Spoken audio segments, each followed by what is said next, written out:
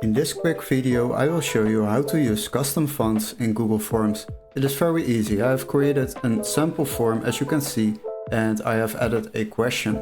Now the next step is go to the interface right on top and there you will find customize theme. We will select that option and as you can see we can set the text style over here.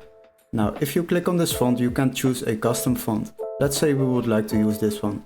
Now you can see the font has changed over here in the title. Now for the next option we will also choose the question font. Let's choose another one. Let's say we would like to use this one.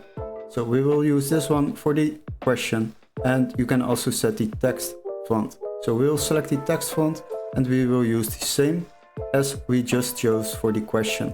So use this one and as you can see now you have changed the font into a custom font in Google Forms. Hopefully this video was helpful. Don't forget to like and subscribe and we would love to see you in our next tutorial. Cheers guys!